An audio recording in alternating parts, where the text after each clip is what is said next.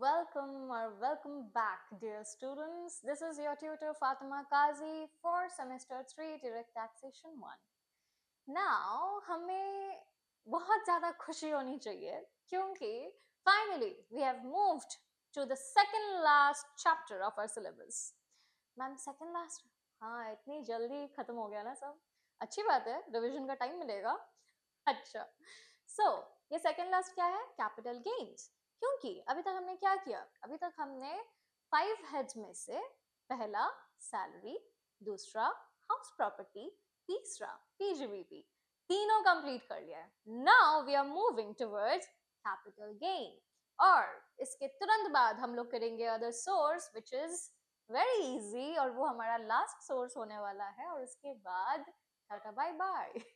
हाँ, नहीं, उसके बाद और प्रैक्टिस और रिविजन, तगड़ी मेहनत.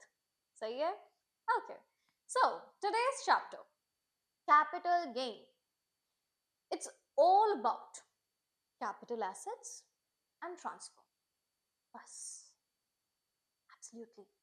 बस थोड़ी बहुत चीजें जो हमें इस पर्टिकुलर बस सिर्फ और सिर्फ इस पर्टिकुलर असेसमेंट ईयर के लिए थोड़ा याद रखना पड़ेगा क्योंकि हमारे प्रीवियस ईयर में बीच से ही कुछ इफेक्ट्स डालना शुरू कर दिया है इस पर्टिकुलर चैप्टर कैपिटल गेन्स के ऊपर जो कि एक पर्टिकुलर डेट से शुरू हुआ है ना. उस डेट से आगे कुछ और, उस डेट के बाद हुआ तो कुछ और.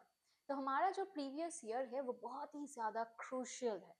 इसीलिए जो डेट मैं अभी बताने वाली हूँ विच इज 23 जुलाई 2024, बस इस डेट को आप 2 अक्टूबर के जैसे याद रख लो. दृश्यम में जैसे घूम घूम के सबको याद दिलाया गया था, बस आप भी घूम घूम के अपने आप को याद दिलाओ, बार बार रट रट के याद दिलाओ कि ये 23 जुलाई 2024 को भूलेंगे नहीं क्योंकि 23 जुलाई 2024 के पहले कैपिटल गेन्स कुछ अलग दिखता था, अभी कुछ अलग दिखता है.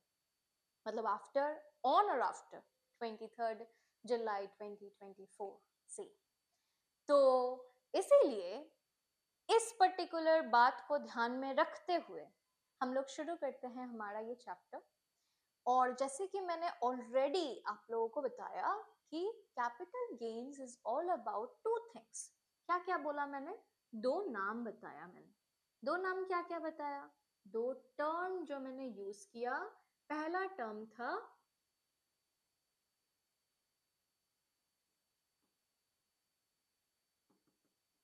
Capital asset. दूसरा टर्म क्या था?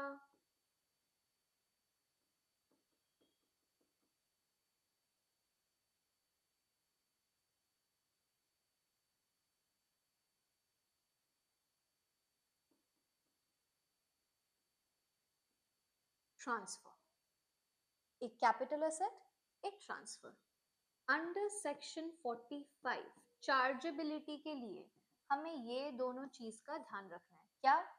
कि एक कैपिटल एसेट होना चाहिए जिसका ट्रांसफर होना चाहिए और ट्रांसफर हमारे प्रीवियस ईयर में हुआ तो बहुत अच्छा.